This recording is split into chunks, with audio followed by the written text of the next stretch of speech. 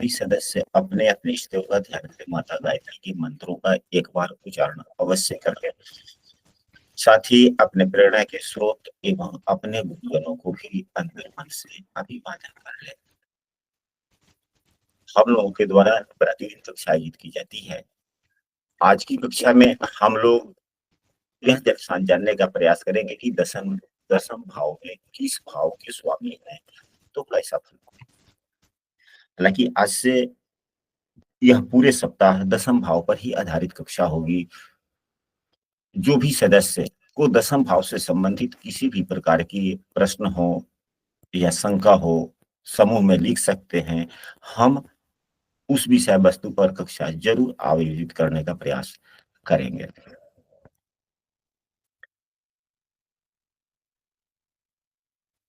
तो सबसे पहले इसके लिए हम लोगों को क्या देखना होगा, दसम भाव में कौन सी राशि है या किस भाव में कौन सी राशि है।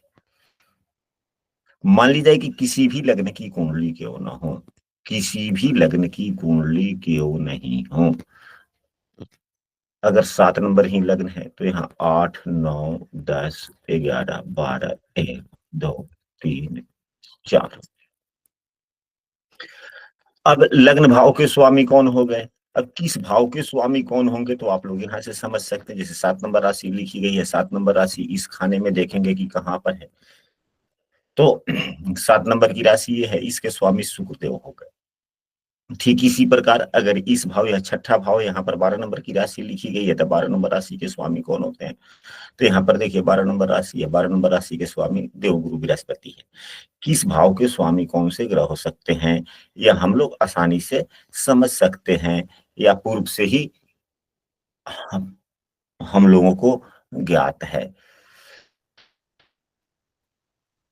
तो यदि लग्न भाव का स्वामी लग्ने से ही दसम भाव में बैठ जाए तो क्या फल होगा।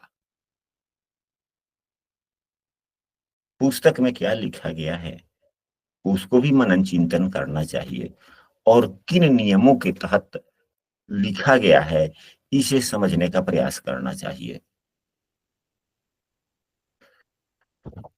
लग्न क्या है, लग्न व्यक्ति स्वयं है। दसम भाव क्या है, उसका कर्म है। दसम भाव क्या है, उसका कर्म है। हम हम सबों ने पूर्व की कक्षा में यह पाया है, यह सीखा है कि लग्नेश जिस भाव में बैठते हैं उस भाव के शुभ फलों में वृद्धि करते हैं। लग्नेश जिस भाव में बैठते हैं उस भाव के फलों में शुभ वृद्धि करते हैं, यह सामान्य शास्त्र है। एवं चौथे दसवें का एक संबंध भी अच्छा होता है, जिसे केंद्रीय संबंध कहते हैं। 2 प्रकार के संबंध बन जाते हैं और जब व्यक्ति स्वयं कर्तव्य भाव में बैठ जाए तो क्या होगा। तो ऐसा व्यक्ति अपने माता पिता का आदर करने वाला होता है, यानी कि कर्तव्यशीलता एवं नैतिकता अच्छी होती है। माता पिता गुरु देवता सभी के आदर स्वागत करने वाले होते हैं।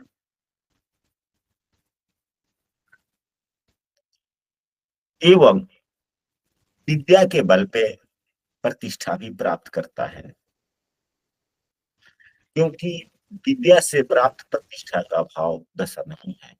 विद्या का मतलब ये नहीं कि केवल पुस्तकीय विद्या, विद्या का मतलब व्यवहारिक विद्या भी होता है, कर्तव्य वाली विद्या होता है, ढेर सारे विद्याएं होती है। बहुत से व्यक्ति ऐसे हैं जो अनपढ़ तो हैं लेकिन उनके पास में ऐसा गुण भी है जो अपने गुण के बल पे उनकी अपनी प्रतिष्ठा है। बहुत से व्यक्ति ऐसे होते हैं कि नहीं होते हैं कि जो अनपढ़ है लेकिन फिर भी कुछ ना कुछ कला ऐसा होता है जिसके बल पे उनकी मर्यादा काफी होती है। ऐसे लोग होते हैं कि नहीं होते हैं। जी गुरु जी होते हैं।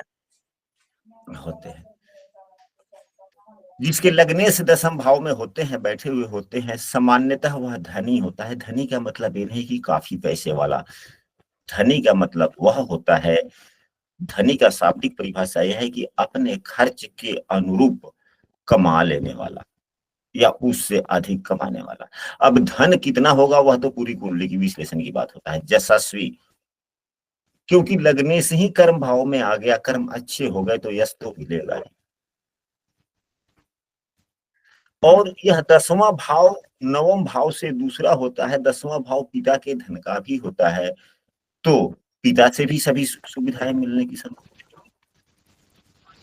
अगर यही लग्न भाव का स्वामी अपने मित्र राशि का हो, अच्छे राशि अच्छे स्थिति का हो, और अपने मित्र ग्रहों से युत या दृष्ट हो जाए, मित्र ग्रहों से युत या दृष्ट हो जाए, अब यहीं पे शनिदेव हो जाए, तो शनि से इनकी दृष्टि पड़ जाए, शनि की 10वीं दृष्टि। एक तो शनि यहाँ पर ससयोग बना लिए, लग्न में उच्च के होके बैठ गए, उच्च के शनि की मित्रवत शुक्र पर दृष्टि पड़ रही है। कहने का मतलब ये नहीं कि केवल शनि की ही, तुला लग्न की ही कुंडली में शनिदेव शुक्र को देखेंगे तो यह योग प्राप्त होगा, नहीं। कहने का मतलब यदि लग्नेश 10म भाव में है और अपने मित्र ग्रहों से युक्त या दृष्ट है, तो जातक साहसी भी होगा, पराक्रमी भी होगा, उद्यमशील होगा, कार्यकुशल होगा, कर्मठ स्वभाव का होगा, और आजीविका के लिए अच्छे काम करेगा। वह अगर इस प्रकार की लग्नेश अगर 10म भाव में है और अपने मित्र से युत दृष्ट है, तो क्योंकि लग्नेश तो सदैव शुभग्रह होते हैं, या शुभग्रहों से युत दृष्ट हो जाए, गुरु शुक्र से युत दृष्ट हो जाए, ये तो कोई आवश्यक नहीं है कि सभी लग्न में शुक्रदेव ही लग्नेश हो जाएंगे। और भी तो कोई ग्रह, बात बाकी है 11 राशियां और है, और भी 6 ग्रह है, कोई भी लग्नेश हो सकते हैं।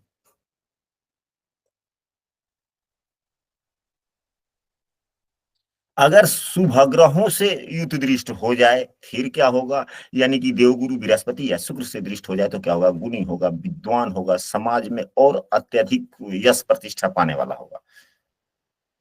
राज्य कृपा, क्योंकि 10म भाव राज्य का है, सरकारी नौकरी का है, धन मान पद प्रतिष्ठा उच्च अधिकार वाला नौकरी भी होने की संभावनाएं बनती है।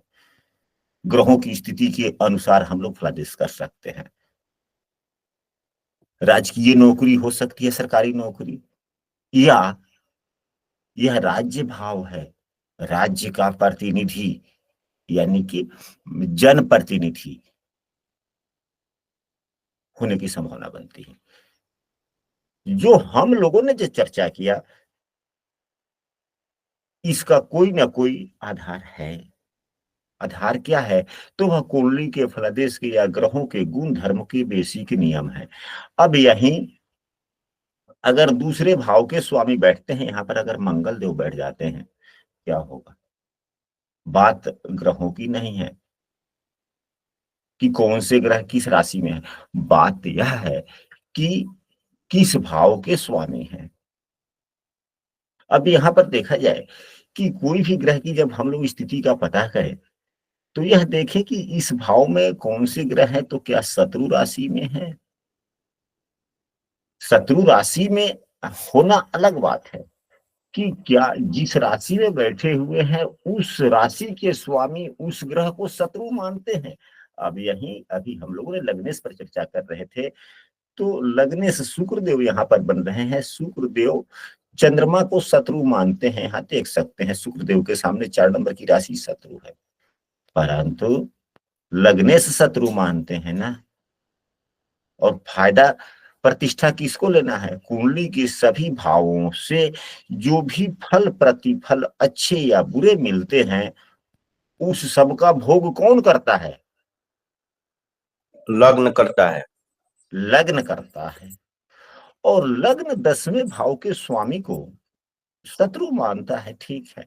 लेकिन अब यहां पर देखा जाए कि चंद्रमा तो यहाँ पर 4 नंबर की राशि है, 4 नंबर की राशि के स्वामी चंद्रमा शुक्र को शत्रु नहीं मानते, इसलिए चंद्रमा तो शुक्र को अपने तरफ से कुछ ना कुछ लाभ देने का प्रयास करेंगे।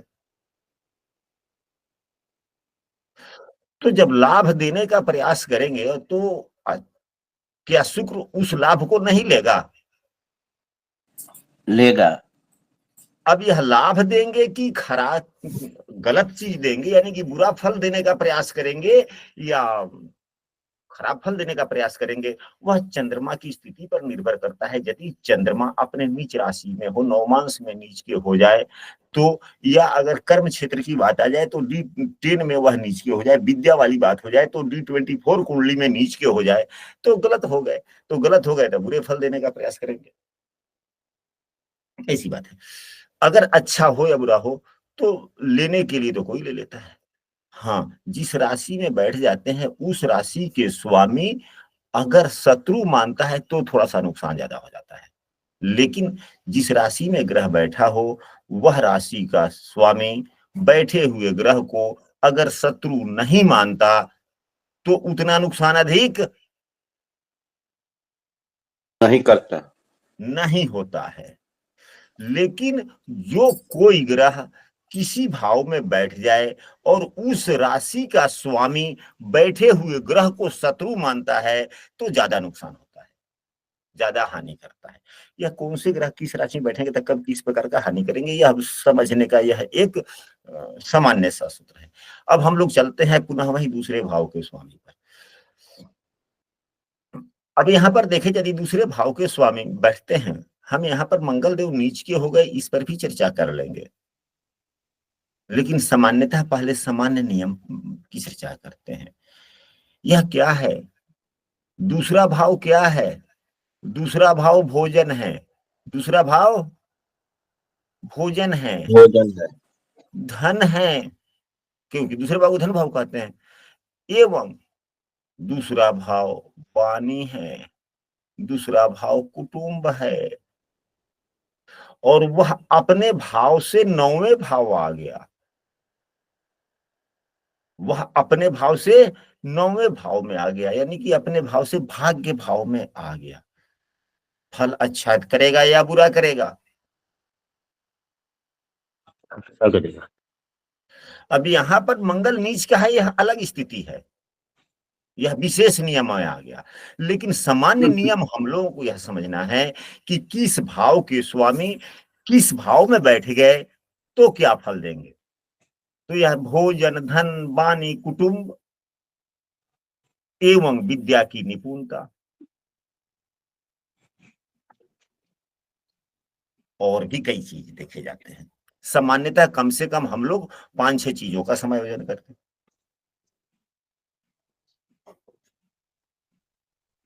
यह और किस भाव में बैठ गए?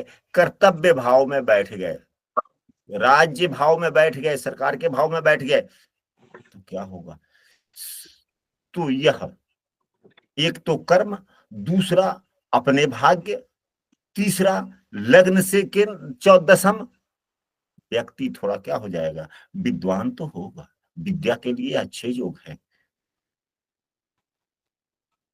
और यह धन के भाग्य राज भाव में, यानी कि राज्य से संबंधित, नौकरी से संबंधित, या राज्य सरकार से या राज्य सरकार में जुड़े व्यक्तियों के सहयोग से धन प्राप्त करने वाला हो जाएगा, जस भी मिलेगी।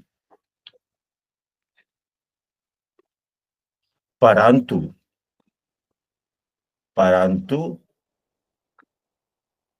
पुत्र से उतना सुख नहीं मिलेगा, पुत्र से उतना सुख नहीं मिलेगा। कारण क्या है? 5वां भाव पुत्र का है और 5वें से 10वां दूसरा भाव हो जाता है, तब पुत्र का कर्म भाव कौन हो गया? दूसरा भाव। पुत्र संतान का भाव 5वां होता है कि नहीं होता है? जी गुरु जी, होता है। तो 5वें से 10वां दूसरा भाव होता है, तो हमारे प्रथम संतान संतान के का कर्म भूमि दूसरा भाव हो गया।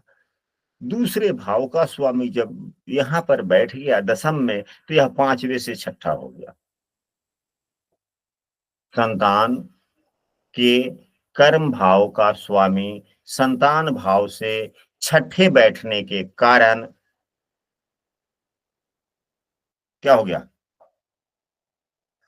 तो संतान से मन मिलेगा कि संतान से, बड़े संतान से मन मिलेगा या थोड़ा मनमुटाव रहेगा? बड़ा मनमुटाव इसी की स्थिति रहेगी। हाँ, तो अब बतलाइए, दूसरे भाव के स्वामी दसम भाव में बैठने से ऐसी स्थिति हो सकती है, परंतु यह देखा जाए कि दूसरे भाव के स्वामी दसम भाव में किस स्थिति में हैं। यदि अच्छे स्थिति में हैं तो यह नियम लागू नहीं होगा।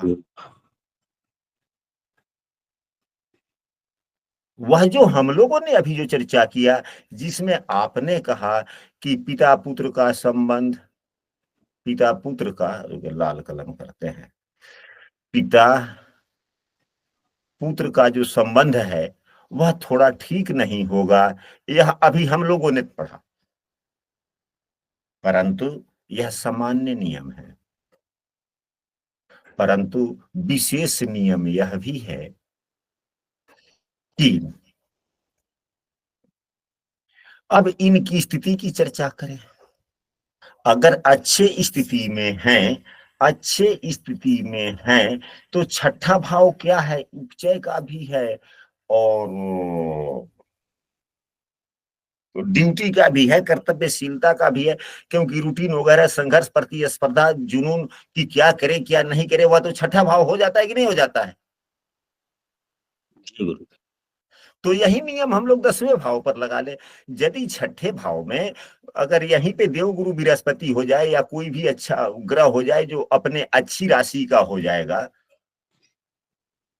तो अपना कर्म, अपना ड्यूटी, अपना जो प्रतिस्पर्धा वाली बातें हैं या कंपटीशन, या जैसे कि हम शहर में ही दुकान कर रहे हैं, अगल बगल में दुकान है, जिस चीज का दुकान मेरा उसी चीज का दुकान किसी दूसरे का, अगर हमारे मन में सकारात्मक भावनाएं रहेंगी तो हम देखेंगे कि उसका दुकान अधिक चल रहा है, मेरा कम चल रहा है, तो फिर मैं क्या करूंगा? वह जितना सदाचारिता से, ग्राहकों से जितना उत्तम पूर्वक व्यवहार करता है, उससे भी अधिक अधिक उत्तम पूर्वक व्यवहार हम करना शुरू कर देंगे। अधिक यदि सकारात्मकता है मुझ में, तो यह भी देखेंगे कि हाँ, वह 9 बजे आता है, वह उसके दुकान खुलने से 10 मिनट पहले हम आ जाएंगे, हम अपना दुकान खोल लेंगे, ताकि कम से कम 1-2 ग्राहक प्रतिदिन तो हमारे नए ऐसे हों जिसको हम अधिक से अधिक लुभा सकें। तो व्यक्ति की कर्तव्यशीलता बढ़ जाती है कि कंपटीशन के मामले में भी व्यक्ति की भावनाएं सकारात्मक हो जाती है कि नहीं होती है, कि नहीं होती है? होगी हाँ, गुरुजी। हाँ जी। और ठीक उसी प्रकार अगर यहीं पे बुरे स्वभाव के ग्रह हो, अपने नीच राशि के हो, अपने शत्रु राशि के हो, या खराब स्थिति के ग्रह छठे भाव में हो, और व्यक्ति दुकानदारी किया, मन में कंपटीशन की, यहां तो कंपटीशन है, कंपटीशन करेगा, फिर किस कायदे से कंपटीशन करेगा वो? अगर अच्छे तरह से है तो हम लोगों ने चर्चा कर लिया, अगर खराब स्थिति के ग्रह है तो फिर कैसा कंपटीशन करेगा?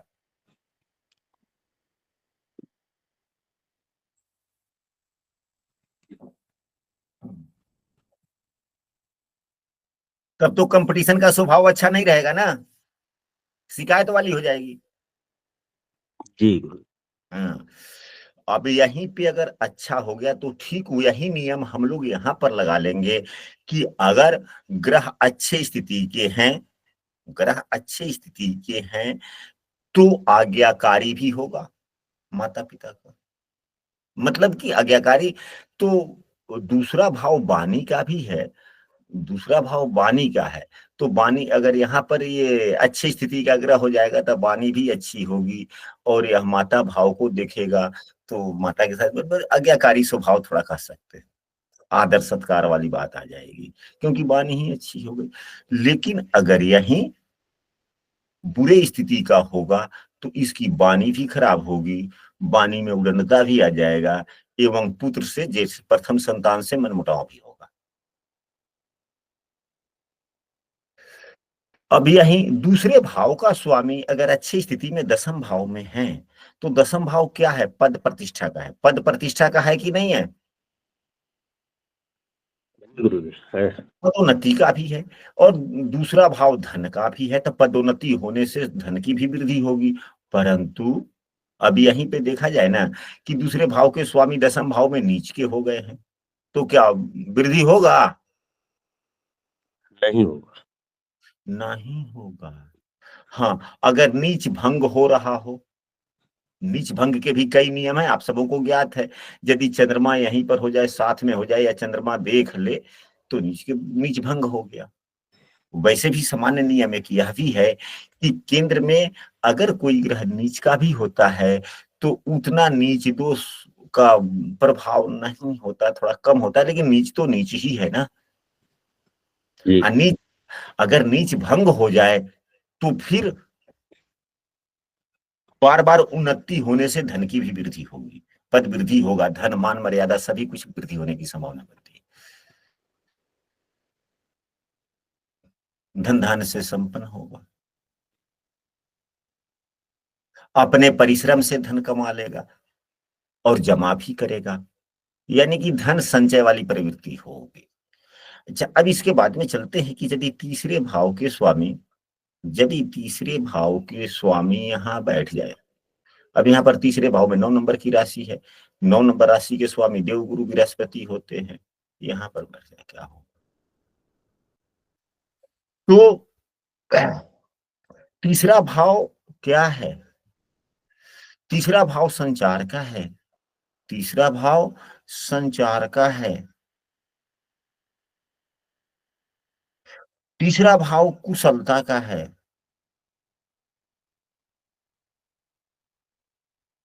तीसरा भाव कुशलता का है।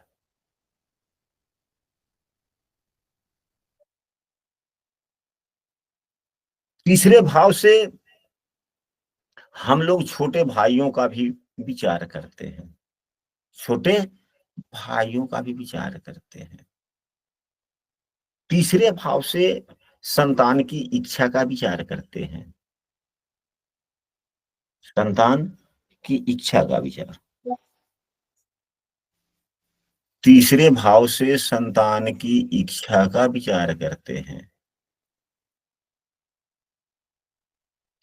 क्योंकि पंचम से 11 हमें हो गया।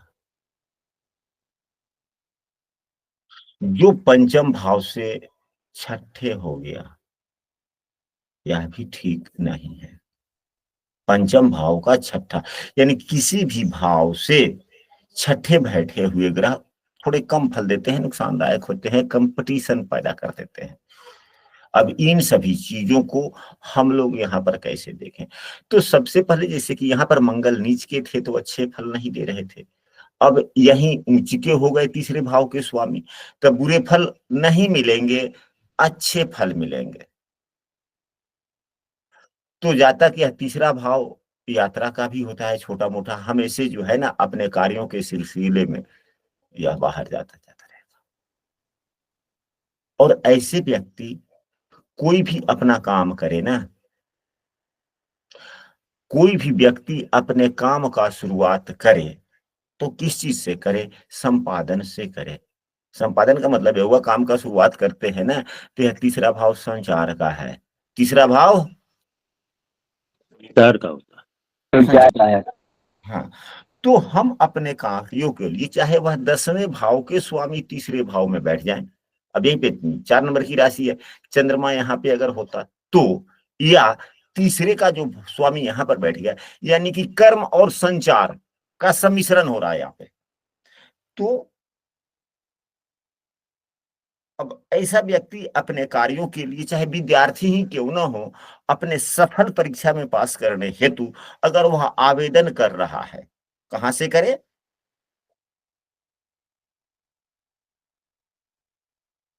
तो साइबर ऑनलाइन करे, कैफे।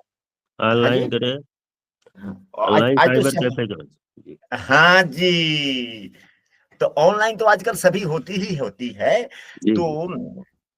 ऑनलाइन सभी होता है, तो वह जो है ऐसे जगह अपने से ही अगर करना है कोई दिक्कत नहीं है, अपना मोबाइल है, अपना लैपटॉप है, हम अपने से करेंगे, लेकिन अपने घर पर नहीं बैठ के करेंगे, अपने पाठशाला में बैठकर नहीं करेंगे, पोस्ट ऑफिस या साइबर कैफे में चले जाएंगे, अपना ही मोबाइल निकालेंगे, 2 मिनट बैठ गए वहां पर बाहर में, पहले तो वहां पर जाकर सीधे अपना मोबाइल निकाल कर काम नहीं करेंगे, कोई फल नहीं मिलेगा।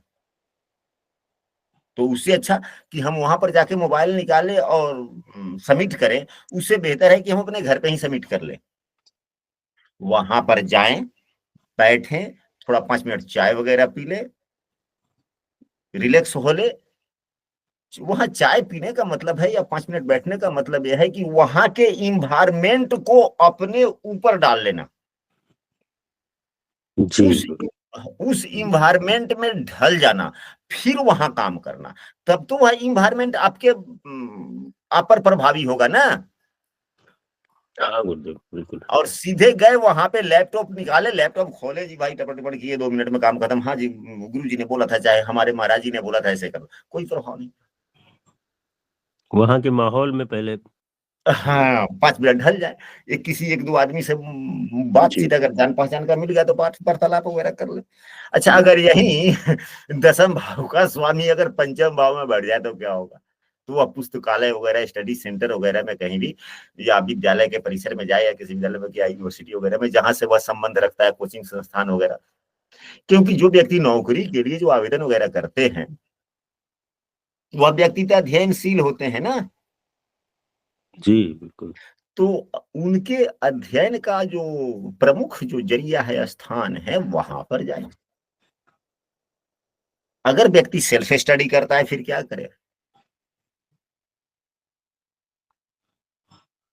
तो जिस कमरे में बैठकर वह सेल्फ स्टडी करता है, कहीं कोचिंग सिस्टम में वह नहीं जुड़ा हुआ है, तो वह जिस घर में रह रहा है, जहां पे बैठ के वह सेल्फ स्टडी कर रहा है, उसी जगह बैठ के अप्लाई करें। आते हैं। तो ऐसी बातें होती है। तीसरे भाव के स्वामी यदि दसम भाव में बैठते हैं, तो अपने कुल के प्रतिष्ठा एवं समृद्धि हेतु बहुत काम करते हैं, यानी कि सदैव इसका ख्याल रखते हैं। गुरु बुद्धिमान जी ही। हाँ, यहाँ तो नीच के तीसरे भाव के शामिल हो जाएंगे तो क्या? तीसरे भाव के स्वामी नीच की अगर जो हो जाएंगे दसम भाव में, तो वह कौन सी राशि होगी तीसरे भाव में, बोलिए? मैंने अब कोई राशि, हाँ, यानी कोई कि राशि नहीं। यही 10। हाँ, बोलिए।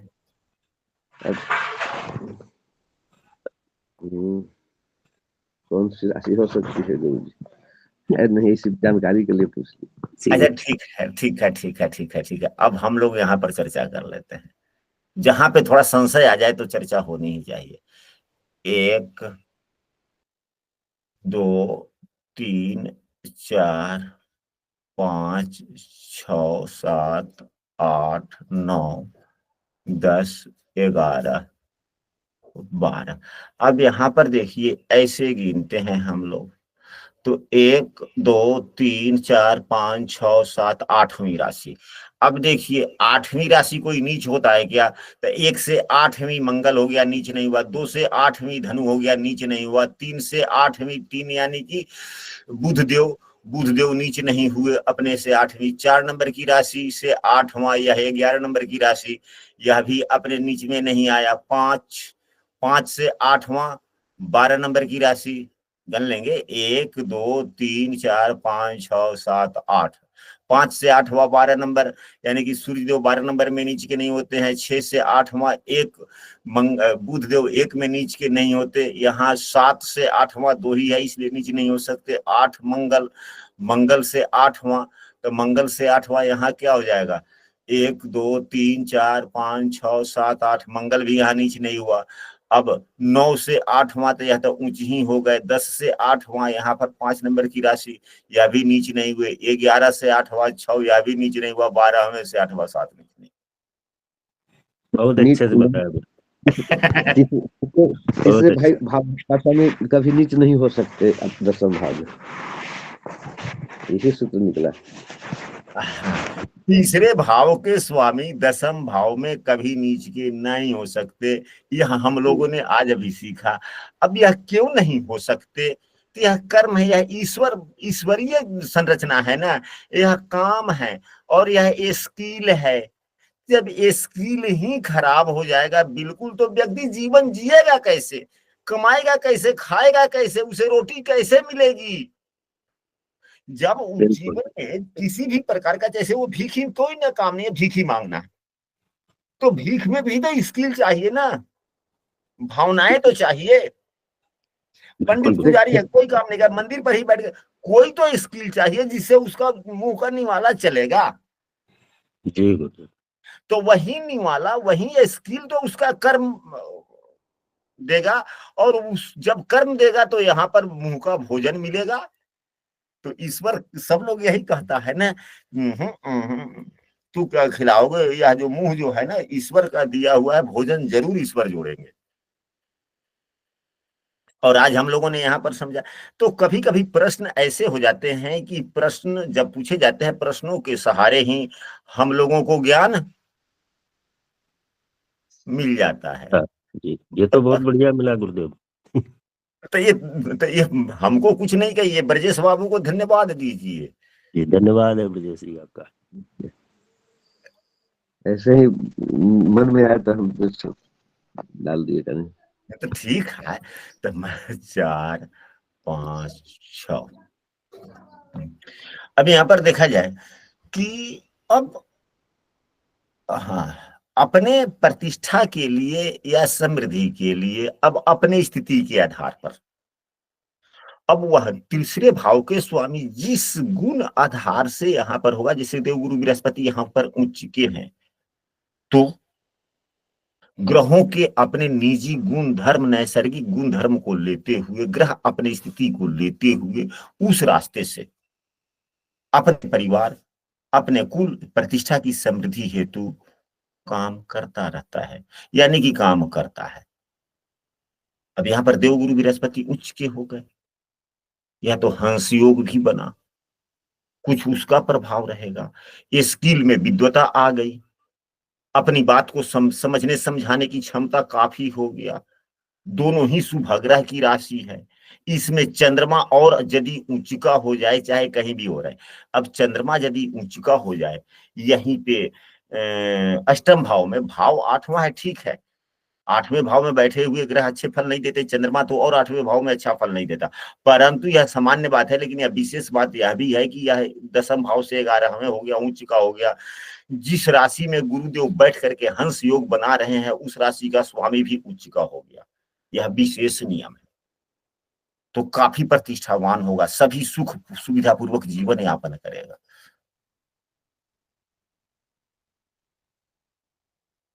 परंतु हर भाव में कुछ ना कुछ,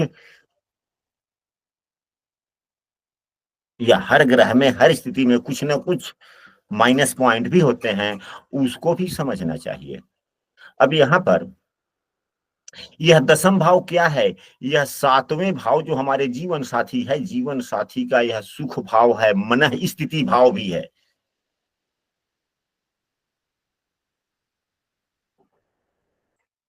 यानी कि हमारे जीवन साथी यदि पुरुष है तो हमारे पत्नी के मन स्थिति का भाव है, यदि महिला है तो उसके पति के मन की स्थिति की भाव है। अगर चौथे भाव में, चौथे भाव, 10वें भाव में यदि खराब स्थिति के ग्रह हों, और देखिए वह भी क्या है, एक ही सूत्र से हम लोग निष्कर्ष नहीं निकालते। हम जो कहना चाह रहे हैं उसको खूब बढ़िया से समझे। जब आप लोगों के द्वारा क्लास का जब सिलेबस ही चेंज कर दिया गया, बात स्किल पावर ही चेंज कर दिया गया कि हाँ नहीं, इस कायदे से तो इस कायदे से, तो उसी पर हम लोग चलते हैं। हम जो कहना चाह रहे हैं उसको समझा जाए। हम यह कहना चाह रहे हैं कि 10वां भाव हमारे जीवन साथी का मनोभाव है, मन का भाव है, मन की स्थिति का।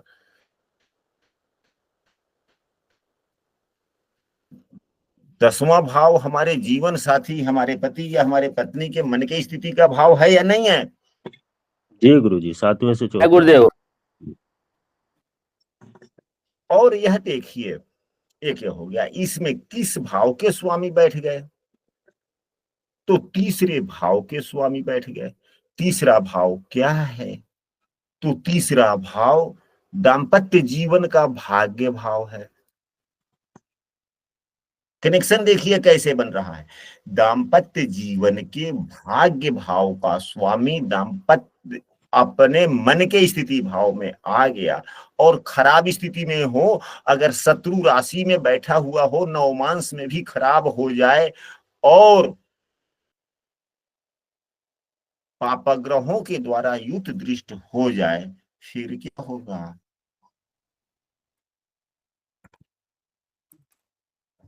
निर्णय निष्कर्ष निकालिए आप लोग। क्या इस कायदे से आप लोगों ने कभी सोचा था कि इस कायदे से भी फलादेश हो सकते हैं? नहीं गुरुदेव, शुक्र नहीं।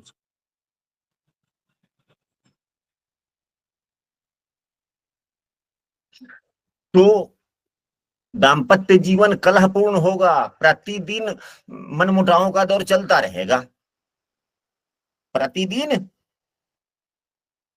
मनमुटाव होगा, आपस में क्योंकि कलह होगी। हाँ, आपस में कलह होगी जिसका उपाय जल्दी होना ही मुश्किल है। कारण कि सातवां भाव हमारा जीवन साथी हो गया, जीवन साथी का मन ही स्थिति खराब हो गया, मतलब उस जिस भाव में खराब ग्रह बैठे रहेंगे, नीच के हो जाएंगे, शत्रु राशि के हो जाएंगे। भाव में तो नीच राशि का ग्रह 10वें भाव में हो सकता है ना, तीसरे भाव का स्वामी अच्छा स्थिति में हो, नीच का नहीं हो सकता, लेकिन खराब स्थिति में तो हो सकता है ना, पापग्रहों से युत दृष्टि तो हो सकता है ना, राहु द्वारा ग्रहण योग में तो हो सकता है ना। जी। तो जब राहु के द्वारा ग्रहण योग में हो, भले ही यहाँ नीच के न हो प्रथम दृष्टिया, लेकिन नवमांश में तो नीच के हो सकते हैं ना, कैन बी पॉसिबल? बिल्कुल बिल्कुल। तो हमारे जीवन साथी का मन स्थिति खराब हो गया, ग्रह खराब तो मन स्थिति खराब, मन की भावनाएं खराब, उसमें हमारे विवाह के दाम्पत्य जीवन के भाग्य भाव के भी स्वामी वही हैं, इसलिए वो भी खराब।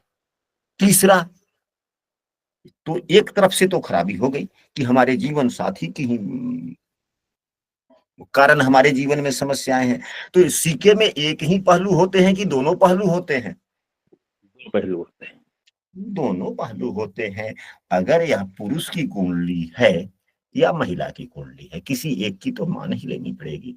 अगर यह पुरुष की कुंडली है तो उसकी पत्नी की मन स्थिति मनोभाव खराब होने के कारण दाम्पत्य जीवन में समस्याएं, परंतु यह पुरुष के स्किल पावर यानी कि व्यवहारिकता, हम अपने सामाजिकता या हम अपनी मनोभाव को समझाने का भी भाव, कला का भाव तो तीसरा ही है ना।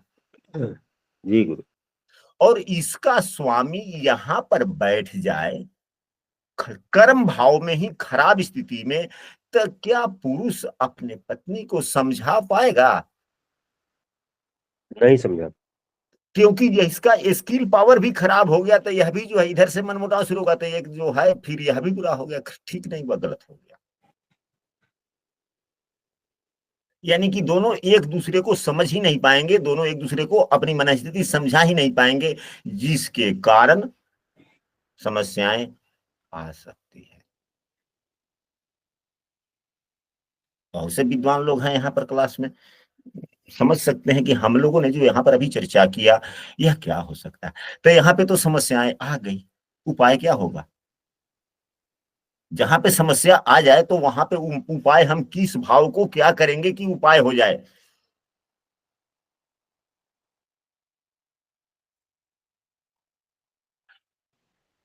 कोई ऐसी, अब यहाँ तो तुला राशि की कुंडली, अभी इस कुंडली को मिटाते हैं, क्योंकि यह जब समस्या आया तो उपाय पर चर्चा होनी चाहिए, नहीं होनी चाहिए? बिल्कुल। क्या उपाय होगा? अब कोई घर तो शत्रु तो पहले बने, जैसे कि 1 है, 2 है, 3 है, 4 है, 5 है, 6 हुआ, 7 हुआ, 8 हुआ, 9 हुआ, 10 हुआ, 11 हुआ, 12 हुआ। अब 1 से 8वां यह स्वराशि का हो गया, 2 से 9वां दोनों ही क्या है, ये शुक्र है, ये गुरु है, देव गुरु शुक्र में उतनी शत्रुता नहीं थे, तो दोनों महान है, ठीक है। अब यहां से देखिए 3 का 8वां 10 मित्र हो गया है, 4 का 8वां यह भी मित्र हो गया, 5 का ये 8वां ये 12 हो गया, ठीक हो गया, 6 का 1 ये हो। यही केवल हो। 6 का 1 हो गया, 8 हुआ। 6, 7, 8, 9, 10, 11, 12। अब 1, 2, 3, 4, 5, 6, 7, 8। अब यहाँ पर 1, यहाँ पर होगा 6। अब बुध होगा, यहाँ पर हो जाएगा मंगल, तो यहाँ पर 5, यहाँ पर 4 हुआ ना। जी गुरु। तो यहाँ पर मंगल है तो फिर यहाँ पर बुध होगा ना, बुध हो गया। या कोई भी स्वामी हो, तीसरे भाव का स्वामी कोई भी क्यों ना हो, इसी पर हम लोग समझेंगे, ज्यादा नहीं लग नहीं बोलते। तो 4, 5, 6, 7, 8, 9, 10, 11, 12, 1, 2, 3। अगर यहीं पे अब बुध देव किसी उग्र ग्रह से युत दृष्ट हो, हालांकि वो भावेश न हो, अगर भावेश है तब तो अच्छी बात है। अब भावेश ही यहाँ पर उग्र ग्रह है मंगल, लेकिन ये पंचमेश भी है, ये भी है, यो कारक ग्रह हो गए, मंगल से युत दृष्ट होगा तो अच्छे फायदा हो गया ना। अगर यहीं पे ये राहु उससे युत या दृष्ट हो गए फिर क्या होगा, ग्रहण योग में आ गया तो क्या होगा, उपाय हम किसका करें। बुध बुध तो सूर्य के साथ भी हो सकते हैं। हाँ, सूर्य के साथ हो सकते हैं, तो राहु के साथ भी तो हो सकते हैं ना। जी जी। क्या होगा, हम क्या करें। तो सबसे पहले हमें 2 भावों का उपाय करना चाहिए यदि हो सके तो। सबसे पहले तो हमें 8वें भाव का उपाय करना चाहिए। किस भाव का उपाय करना चाहिए, अष्टम का, 8वां भाव। 8वें भाव का। 8वें भाव में जो भी ग्रह बने हुए हों या 8वें भाव के स्वामी जो बनते हों, उसको प्रसन्न कीजिए, उसका उपाय कीजिए। वह किस स्थिति में है, कैसे 8वें भाव के स्वामी को अच्छा कर लेंगे, अपने आप इस प्रकार के समस्याओं का समाधान हो जाएगा। गुरु जी, हाँ जी। किसी किसी जैसे 8वें में मान लीजिए 4 ग्रह बैठे हों, उसमें क्या करेंगे। तो चारों ग्रह में जो सबसे ज्यादा बलवान है, तो आशा करते हैं कि आज की कक्षा आप लोगों को पसंद आई होगी, अच्छा भी लगा होगा। तो सभी सदस्य जिनको आज की कक्षा अच्छा लगी हो, समूह में अवश्य लिखेंगे कि आज की कक्षा कैसी लगी।